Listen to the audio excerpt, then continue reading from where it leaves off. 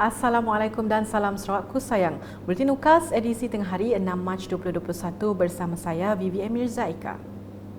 Tumpuan berita, Jawatan Kuasa Pengurusan Bencana Negeri JPBN Sarawak bersama Jabatan Pendidikan Negeri Sarawak JPN Sarawak yang mewakili Kementerian Pendidikan Malaysia KPM telah memutuskan sekolah rendah kerajaan dan sekolah bantuan kerajaan dibenarkan beroperasi secara bersemuka mulai 8 Mac 2021. Menurut JPBN Sarawak dalam kenyataan media pada Jumaat, sebanyak 1,045 buah sekolah rendah kerajaan dan sekolah bantuan kerajaan seluruh Sarawak dibenarkan beroperasi melibatkan penambahan 231 buah sekolah rendah di negeri Sarawak yang dibenarkan untuk beroperasi secara bersemuka berbanding 814 buah sekolah pada 1 Mac 2021. Manakala 220 buah sekolah rendah di kawasan berisiko tinggi penularan COVID-19 masih belum beroperasi sehingga 14 Mac 2021.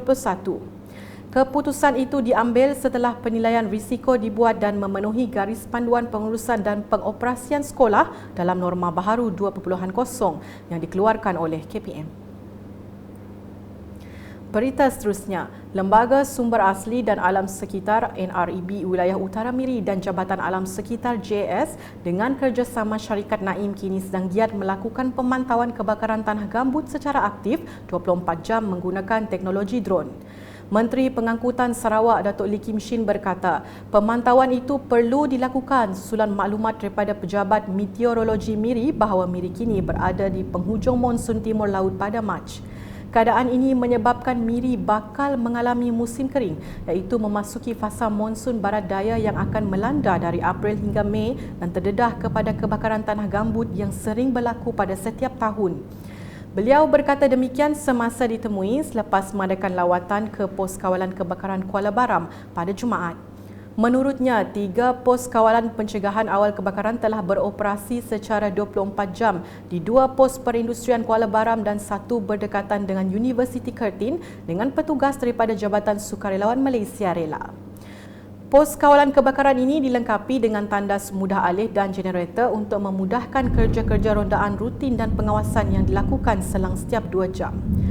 Dalam pada itu, Datuk Lee yang juga Menteri Bertanggungjawab Jawatan Kuasa Pengurusan Bencana Bahagian JPBB Miri memberitahu sebanyak 6 unit drone digunakan untuk memantau secara giat kawasan tanah gambut yang membabitkan keluasan 8,000 hektar. Setiap drone tersebut dilengkapi speaker dan teknologi thermal image untuk memberi amaran pada pihak yang tidak bertanggungjawab melakukan pembakaran terbuka di kawasan tanah gambut Kuala Baram Miri. Berikut pula, Menteri Muda Pemodenan Pertanian, Tanah Adat dan Pembangunan Wilayah Sarawak, Datuk Dr. Abdul Rahman Ismail telah mengadakan lawatan ke 3 buah kampung di Kampung Bakul, Kampung Bukit Luba dan Kampung Agung Tua bagi meninjau projek transformasi luar bandar RTP Dewan Undangan Negeri Bukit Kota baru-baru ini. Selain itu, beliau turut melawati sebuah sekolah dan tanah perkuburan antarabangsa di Kampung Bakul untuk melihat status terkini projek di situ. RTP di Kampung Bakul terdiri daripada 2 projek iaitu Gelanggang Futsal dan juga Dewan. Gelanggang Futsal adalah RTP daripada Ahli Parlimen pada tahun 2020. Kosnya 120,000 dalam pembinaan. Bagi Dewan Kampung Bakul dibina dalam 2 fasa 2016 dan 2017 dah lama lah. Kos 400,000. Itu di Kampung Bakul dah siap, dah pun digunakan. Tapi tadi ada permintaan daripada JKK Kampung untuk menyemen kawasan Dewan lah. Jadi kita telah pun bersetuju untuk memberi peruntukan 50,000 untuk disemen kawasan Dewan Kampung Bakul. Ahli Dewan Undangan Negeri Adun Bukit Kota itu meneruskan lawatan di Sekolah Kebangsaan SK Bukit Luba bagi meninjau projek RTP Bina Baru Dewan SK Bukit Luba. Jadi pada tahun 2020 kita memperuntukkan 200,000 untuk fasa pertama di SK Bukit Luba dan tahun ini untuk menyiapkan peruntukannya 200,000 lagi lah Jadi kegunaan Dewan ini adalah untuk sekolah dan ianya adalah kegunaan sekolah. Walau bagaimanapun kita berharaplah pihak sekolah sekiranya masyarakat kampung nak menggunakan Dewan itu bolehlah dibenarkanlah untuk digunakan.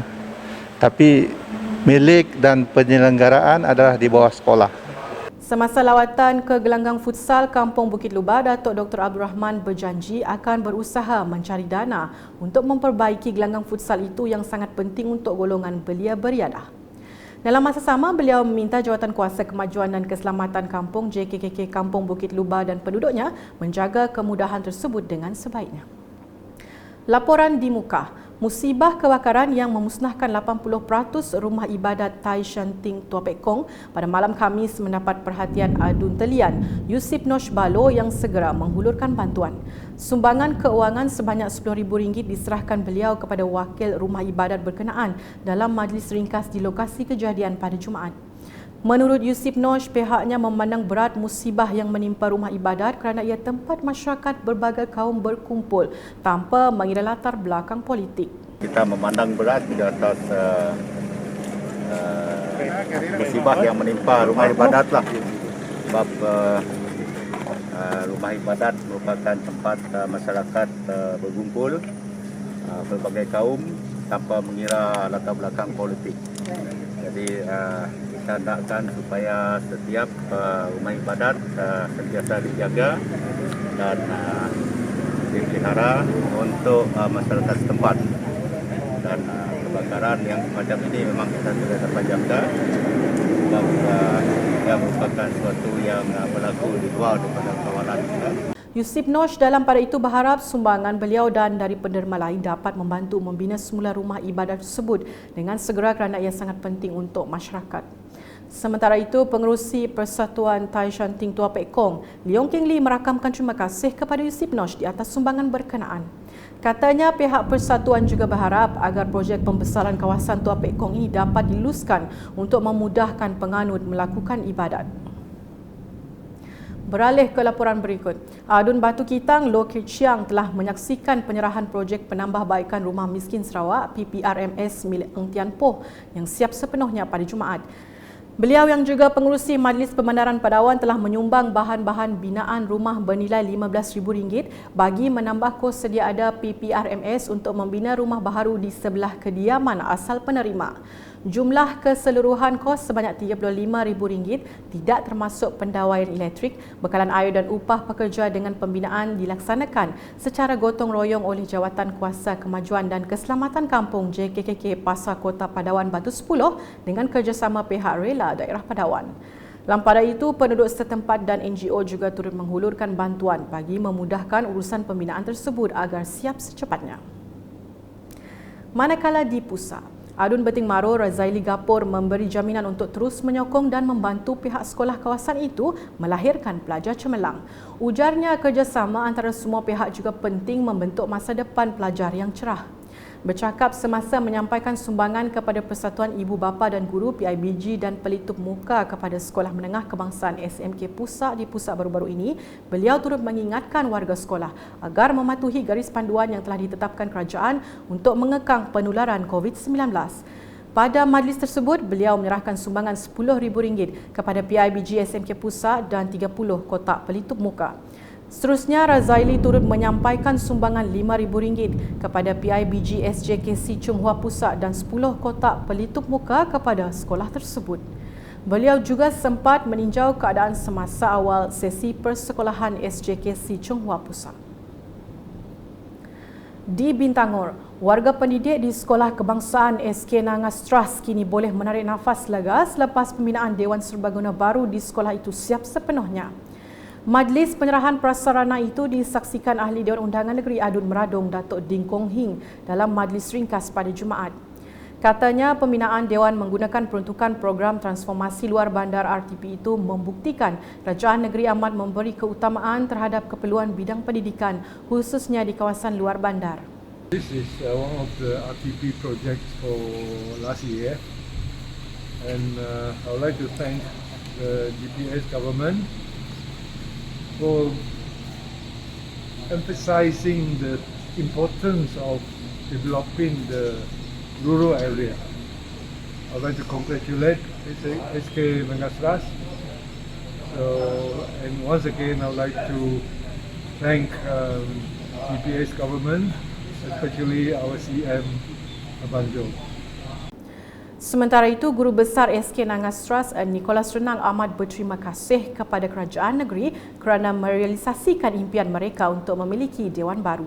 Katanya Dewan Baru itu akan memudahkan pihaknya menjalankan pelbagai aktiviti yang dirancang.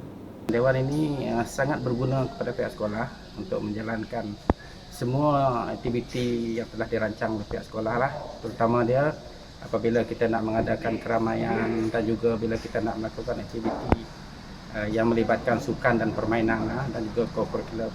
Jadi saya percaya Dewan ini nanti akan menjadikan sekolah kita lebih baik, terutama dalam pengurusan sukan dan juga KK. Dan sekali lagi saya mewakili seluruh PIBG dan juga warga sekolah mengucapkan berbanyak terima kasih khasnya kerajaan negeri, GPS dan juga kepada Yang Berhormat Datuk atas keprihatinan kepada warga sekolah dan PIBG di SK Nangas Trust ini. Berita selanjutnya, kerajaan negeri sentiasa memberi keutamaan terhadap pembangunan di kawasan luar bandar menerusi pelaksanaan pelbagai inisiatif dan tindakan. Adun Demak Laut Dr. Hazlan Abang Hibni berkata, mengambil contoh pembangunan di konstituensinya di mana pada hari ini lebih 50,000 penduduk di situ telah menikmati manfaat dari pelbagai pembangunan infrastruktur asas yang dirancang dan seterusnya memberi peluang kepada masyarakat menjana ekonomi.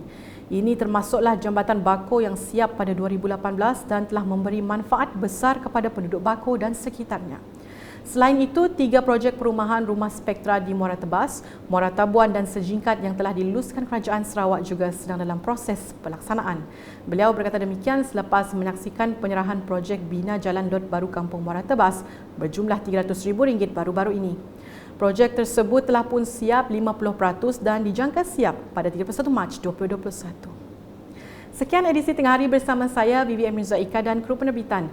Berita lebih lanjut boleh didapati di semua platform media sosial UKAS termasuk portal ukas.sarawak.gov.my dan pastikan anda subscribe UKAS channel di YouTube. Salam UKAS.